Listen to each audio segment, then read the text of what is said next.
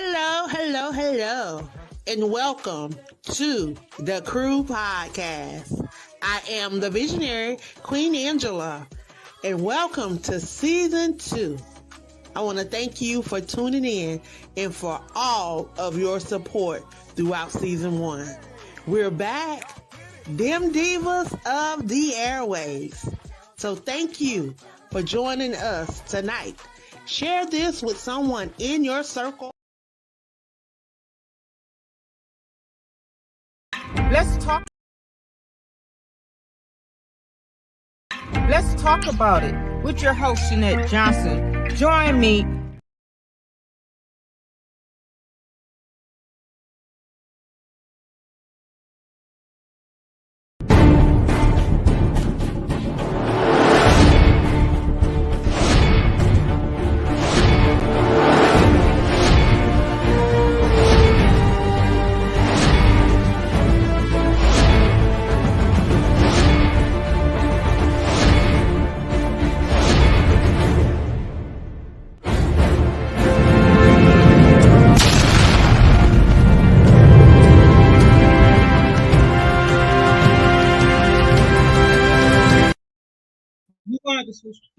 Hi, good evening, and welcome to Let's Talk About It. Thank you for joining me this evening. I'm your host, Shanette Johnson. On tonight, we're going to continue talking to Juan about his wrongful conviction. He was wrongfully convicted in 2009, as well as I'll be talking to his son, one of his sons, Juan Jr., who is currently incarcerated. So, and also I will have a close friend, Rodney Long, will also give insight on the wrongful conviction that Juan is currently fighting. So let's sit back, get comfortable, grab your favorite drink, and let's talk. Juan Jr. and Senior, welcome to Let's Talk About It. How you guys are doing this evening? Juan Senior, switch phones with Juan Jr. I can't hear him.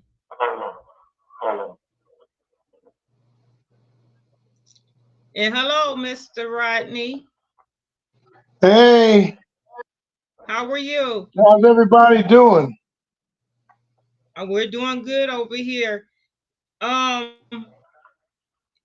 I talking to Juan Jr. now? Yes, ma'am. How are you doing today? I'm doing pretty fine. How are you doing today? Thanks for having me on this podcast today. You are very welcome. So I just have a couple of questions for you on this evening, and I thank you and I appreciate you for allowing me to ask you these questions. Of course. It's just going to be basically 3 questions. I understand that you was 4 years old when your father was charged with this wrongful conviction, and I just wanted to know at what age was you when you realized or when you really understood your father's sentence, and how did you feel about it? Well, when I found out about my father's sentence, I wasn't like a little baby or nothing. I was like around like 14, 15. I started hearing things from family members telling me this and telling me that. But I never really heard it from my mother and things. So I never, and I never really asked him what he was in there for.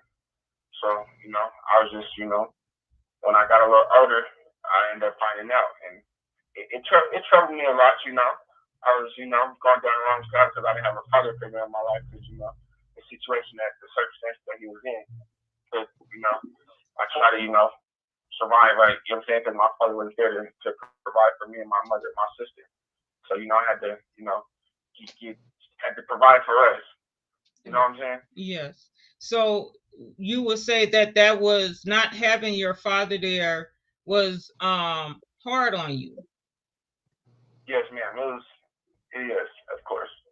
It was hard. Okay. I also have Rod on the phone with me. Rod is in studio with me.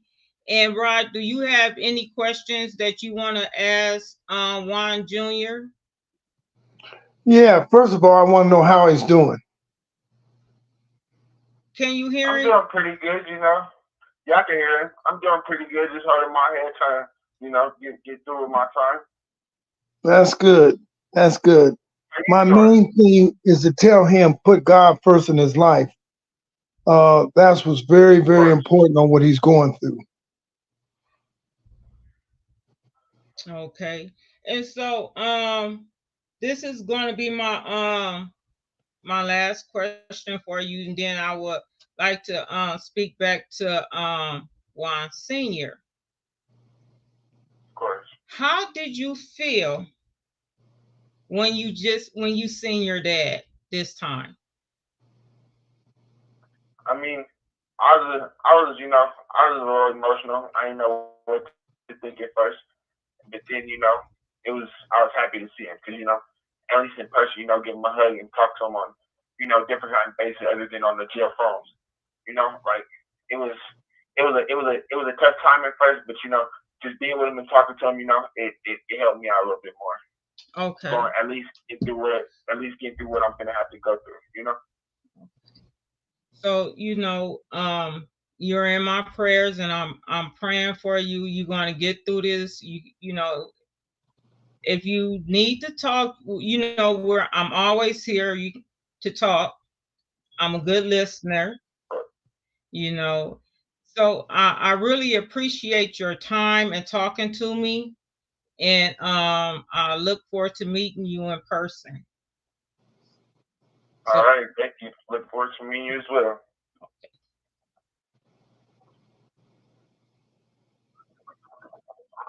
Yeah. Hello, Juan Senior. Now I have Juan Senior on the phone with me. Wow. We're going to continue talking about the wrongful conviction that he's currently fighting. Last time we talked about how when they picked the jury, how the protest was out there. Then we also talked about the charging documents and the felony law statute. So this time I just wanted to give the floor to Rodney Long and to give a little insight of how it is in Denver with the law. Well, I think the law in Denver is like all these cities. We have no justice. I got an attorney for Day to look over his case. And once that attorney looked up over the case, he seen that it went through 3 different judges. And it was like he was scared to represent Juan because of exactly what he might go through with his law firm. So when I asked him about the question that Juan always asked me, how he could be charged with this because the murder was dropped, none of them could ever answer that question. And so that's something that I'm very puzzled because no attorney can answer the question that I asked them.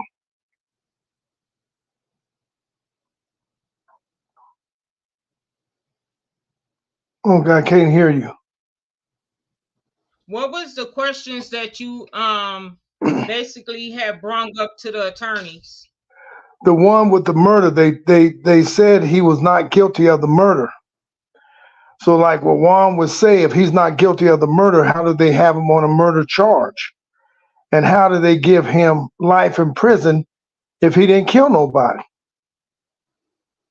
Right. And then also we touched a little on the where you had to have a underlying offense to get predicate to get the felony murder statute, and which in Juan's case it's not one. It was just mentioned that robbery, that the word robbery was mentioned. And but it's nowhere in the charging documents that that they charged him with a underlying predicate offense. And every time he used their law against them, they shoot it down. So right now, Juan, do you have would you like to jump in this conversation? Yeah, I have a friend of mine that's been helping me with my case law too. That's real familiar with the law, and I would like to introduce him also, where because he has a better understanding, because I'm just now learning what it is because I'm in here on that charge. And his name is Glenn Kemp. Uh, so we go over. He teaches me a lot of the things about this law, and it said that I have to be convicted of the predicate offense in order for them to convict me of felony murder. They never did that because they never gave a jury a verdict form for the crime of robbery as they alleged that happened. All they did was mention the word robbery, but that's not appropriate or it's not law. You can't just mention something and convict me of it. That's illegal. Because how do I defend against something that's not there? Right. And then also, which robbery did they say was, which alleged robbery was it? Which? Okay. In trial, they alleged that an aggravated robbery had happened. But at the end of trial, when they gave the jury jury instructions, they gave them an instruction on simple robbery, which is two different robberies on the books. But in your charging documents, I read the jury instruction when the when the judge mentioned the witness name and not the victim's name. And in your charging documents, it doesn't even have the witness name, it has the victim's name in it. So was that an oversight or misprint or what? Because you in your okay.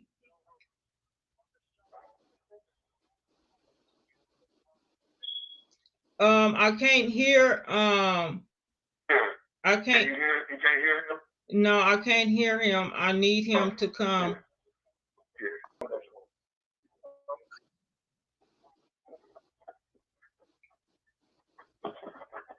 Mr. Johnson, can you hear me now? Yes, I can hear you now. Go ahead. Okay. It seems that the whole problem with Juan's conviction is that to establish that he committed or attempted to commit a predicate offense, the prosecution has to prove beyond a reasonable doubt every element of that defense, of that offense. Now, in his charging document, they mentioned the word robbery. They alleged that he committed or attempted to commit robbery. But in felony murder or any other charge, they didn't set out the elements of his crime so that he could provide a defense against those elements.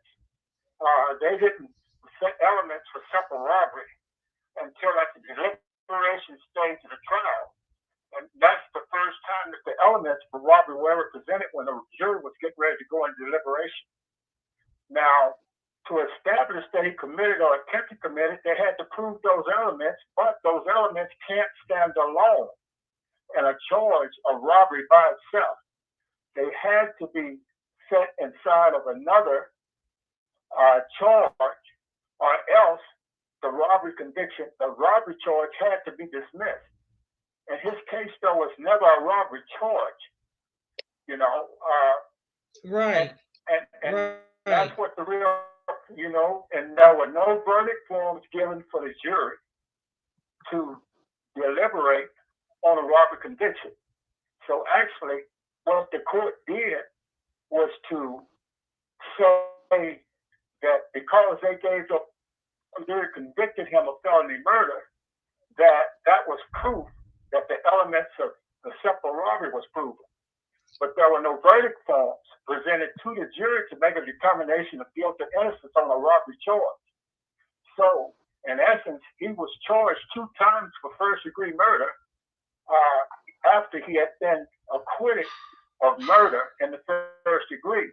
What they did without proving a predicate offense, they charged him again for first-degree murder without proving the only thing that was different between first-degree murder and felony murder, which was that he committed or attempted to commit a predicate offense. But it's no predicate offense. He was never charged, right, and he was never given a chance to defend against the alleged robbery, as they say. And then they have the witness and the jury verdict in a when the judge in the instruction, the jury instruction, they have the witness name and not the victim's name. And then in the charging document, they have the victim's name and not the witness name, and they also don't have a predicate offense. So, you know, how can this conviction stand, or why wasn't he able to walk out the courthouse when it was when they did not find him guilty of the murder? Yeah. Well, the thing about it is that name, you know, they could claim that was a typographical error. But the bottom line is that they didn't charge him with a robbery. And robbery must, underlying predicate offense must be proven by a jury, to a jury. When they convicted him of felony murder, they actually invaded the progress of the jury and made a determination themselves that he was guilty of felony murder without proven to the jury that he committed an underlying predicate offense. They didn't do that, and that's the reason why his conviction is no good. You know, and even his double jeopardy claim, that's the reason why he's claimed double jeopardy, is because they acquitted him of murder, and then they came along again and charged him with felony murder under the guise of an underlying predicate offense, when the victim actually said in the transcript that one did not attempt to take anything of value from him at all. And so that's the problem with this conviction, is that they didn't charge and convict him of felony murder. They didn't charge and convict him, or they convicted him of felony murder, but they didn't charge and convict him of an underlying predicate offense. And that has to happen in order to find someone guilty of felony murder. Okay, so we have a question up. So what can be done now, since we know all this about his case? What can be done? And I will give that question to either Rod or Rod. They ran out of time. So maybe you can answer that question. What can be done since we know all of this about his case? We have to find an attorney that has balls. The attorney that I see don't have no balls, and they're scared to fight the justice system. So we have to have a attorney who's not scared to fight justice for Day. So far, we have not found anyone to take the risk to fight for his cause when he was convicted of something he did not do. So that's where our hands is tied. We have not been able to find an attorney who will fight his case. Okay, so it's all about money. It's basically, all about money. If if they can find you, they can convict you of something you didn't do, and you serve all this time, all because you don't have the money to fight it. to pay a high priced lawyer to get you out of something that you didn't even you wasn't even involved in. And Right. and it's crazy how black men has to fight for, that's convicted and had to fight to come out. Yeah, that's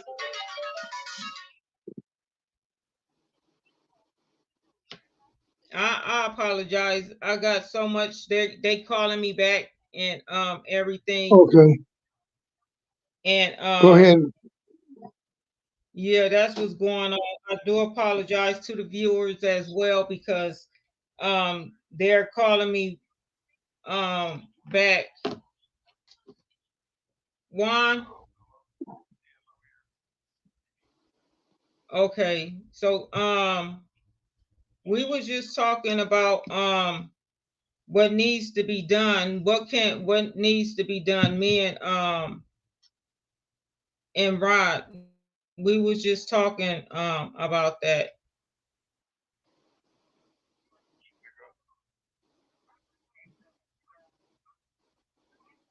Well, Rod, I guess they having some issues with the phones line over there. Can you hear us?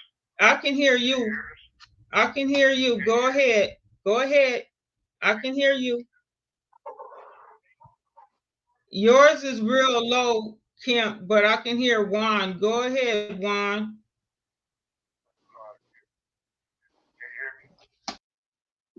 Nah, you gotta talk louder.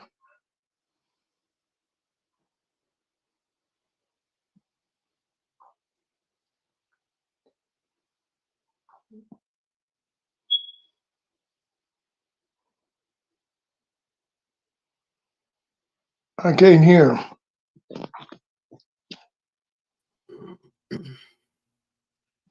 Well, Shanette dropped off. I don't know what's going on with her device, Okay. but she's back. I There am she so is. sorry. Yes, I'm having a little problem, little technical over here on this side. Yes, this is Glenn. Okay, go ahead. The question was what needs to be done now, since we know this is going on with his case. Well, the thing that you're doing, is a great thing, and trying to get, involvement, from the public. Juan has filed several different, briefs and whatever in the courts. And this is one thing that the court, fails to acknowledge is that there was no underlying predicate offense. It's plain, and simple that just to give the elements means nothing if you don't prove beyond a reasonable doubt, that an underlying predicate offense happened. And if you don't give the jury verdict forms to make a determination as to, to make a determination of guilt or innocence, about it, then there really was no charge. Yeah. Okay. And in my opinion, that's what the whole problem is. If we can't get outside help, so to speak, in terms of the direction that we need to go in, next, then there's not a whole lot, that we can do. And so, we've researched it through and through, and the felony murder statute doesn't say that you can find a guy guilty and take his life by an inference of guilt. The felony murder statute says that you have to prove the underlying predicate offense to file felony murder against someone. 4-4. Yeah. Right. And so that's what the court's not acknowledging, that this wasn't done here. Right, because he was never charged with that predicate offense.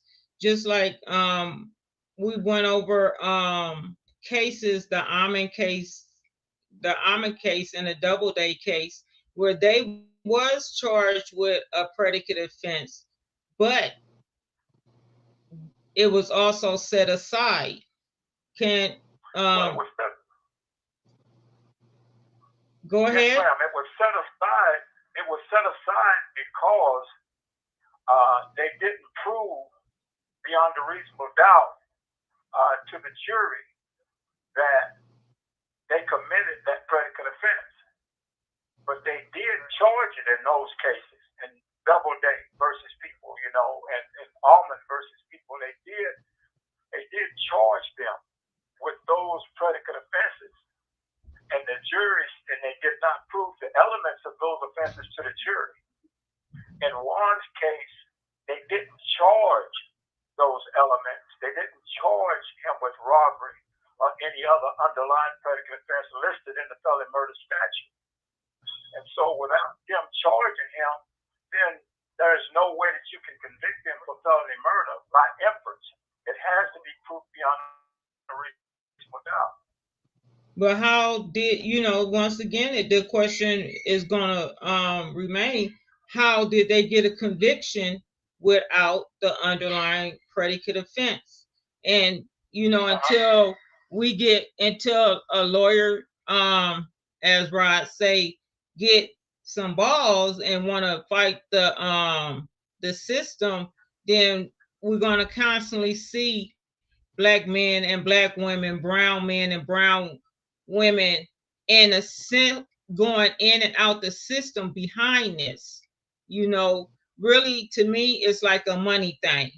That's if you got the money, you can get off. If you don't got it, well, we just gonna give you life without the possibility, and you just gonna have to fight to get out. It's too much. We heard from Juan Jr. tonight how the effect of his father being incarcerated on a wrongful conviction, how that this is a prepaid collect call. How that went against him, his life, affected his life. Sorry about that. I just got so much going on. But we have to stand up, people. We have to pay. We have to stand up. We have to stand up. If we don't stand up, if we don't speak up, it's going to continuously happen. Yeah. It's going to continuously happen. What are we going to do? What are we going to do? Well, all we can really try to do is stay in the fight. A man, an innocent man, should never stop fighting, no matter what, to try to regain his freedom. And I have to commend Juan for that, because he's never gave up the fight. It's just, trying to get someone to hear him, trying to get, someone to assist him, and giving him a direction to go in, so to speak.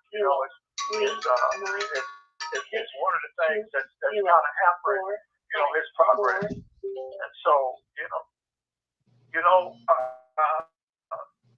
the court is not much on hearing a pro se litigant, someone that's trying to fight for himself in this kind of situation. And it's sad, but it's true. That's what we face when we file, in the current judicial system.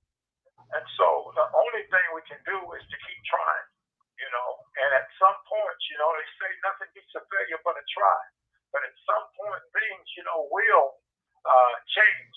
And at that point, I don't know. I just believe that there's a measure of time on all things. And as long as you keep, striving to, to keep the truth out there, things will change.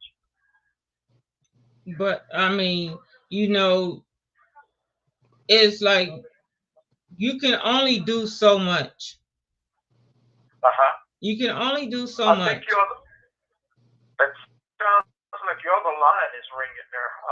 Juan is trying to, get back on the line. I don't know what's going on this end. I will need him probably to jump on the phone that you have real quick. Okay. Okay. All right. Rod, did you have anything to add? Yeah, well, my main thing is very confusing where you can show the law says it all, and they're not taking that under consideration. I see this all the time. Juan ain't the only one going through this bullshit. And it seems like we as minorities just don't have no one that'll fight for us.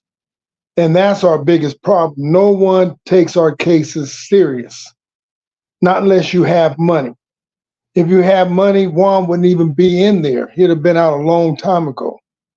But when you don't have that money to fight, it's like nobody even takes you serious.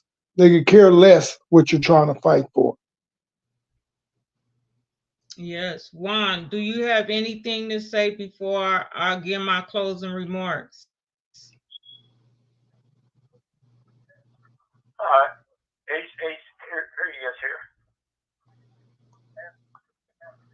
Hello.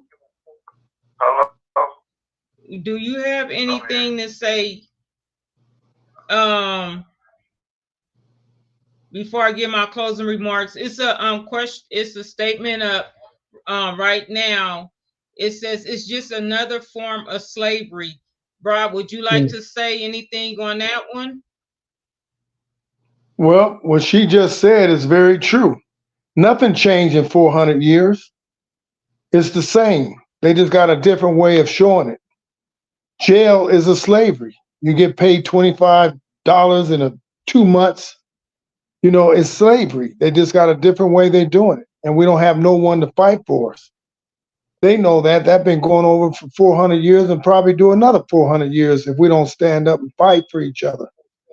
So far, if a person's not in Juan's position, no one cares. They don't listen to your fight. They don't listen to your paperwork. The law can say one thing and they don't even go by what the law says. Not when you're a minority. Right. And that's what's unfair. Juan, do you have anything to say? I mean, I just want to say that, I mean, with all the things that's been going on with my case, the things that I've learned over studying and doing my research is that I come with the law to the courts. I come with my petitions to the court to ask them to right this wrong. And they keep telling me, because I'm pro se, meaning I have to do it myself because they've denied me legal representation. But they treat me as if I'm a professional attorney and telling me that I should have brought up these claims in the very beginning.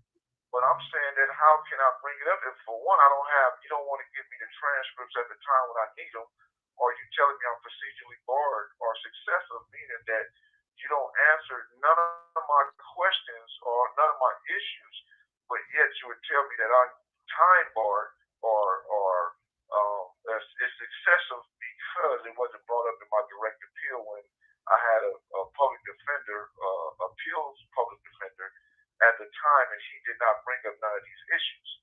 And so now they've been giving me the runaround all this time for the last, almost 10 years. And they still refuse to give me any type of relief. Wow. Wow. Well, they're gonna hear you one sooner or later. I just have one question. I meant to ask you this a little earlier when I had Juan Jr. on here. Well, it's A and B. Okay. The first part of it is, how did you feel when you learned that Juan Jr. was incarcerated? And the second part is, how did you feel seeing him there? Okay, that's a good question. The first one, it hurted me because I felt like I failed because for one I wasn't there to raise it, because had I been there, none of this would have happened. because he followed my footsteps. Like you said, I was a truck driver, and also I own my own barbecue stand. And that's what he would have been a part of. But by me not being there and being wrongfully accused and wrongfully convicted, it took me out of the house or out of the home raising him. And so by that going on, knowing that he has to defend for himself now, it caused him to go out to the streets and hustle and do whatever he had to do to make ends meet. He was a juvenile, so I mean, just knowing like when I was there, he didn't need for anything because I provided that. But when they took me out the home, it left him to defend for himself because as I was growing up, I didn't have a father either, so I was out in the streets. So I know exactly what he was going through, just to have what he wanted, and his mother not being able to provide it for him at that moment in time, just because it was rough, not having enough, and Right. so that caused him to go out to the streets. So this is the And last. it hurts, and just seeing him when he come through here, I mean, right here sitting next to me in the same pod with me right now, it has an effect. It hurts, just to have my son here because we're not supposed to be here. But with the system, this is what they do to us as African Americans, and it goes on all over. A repeated cycle. Right. Well, thank you, Juan Jr. and Senior, and Glenn and Rob for joining me this evening on Let's Talk About It. Thank you for joining me for another episode as well. I will be back here for a bonus show next Monday. I will have in studio will be the queen of collaboration of the podcast, the visionary, Miss Angela Thompson will be joining me. Also, Cornell will be joining me. We will be talking about the Free Texas campaign. What's going on over there in the Texas prison system and how they treating the men over there. So you can catch me on the first and third Mondays of every month. But next Monday at the same time, I will be having a bonus. So thank you guys very much for joining me here. It's been a crazy little 45 minutes, but I enjoyed my time talking to these men and getting the message out. Remember to always use your voice to speak up and speak out, even if your voice is shaky. Good night and enjoy your week. Thank you, guys. Let's talk about it with your host, Shanette Johnson. Join me every first and third Monday of the month at 8 p.m. Eastern Standard Time and 5 p.m. Pacific Standard Time. And let's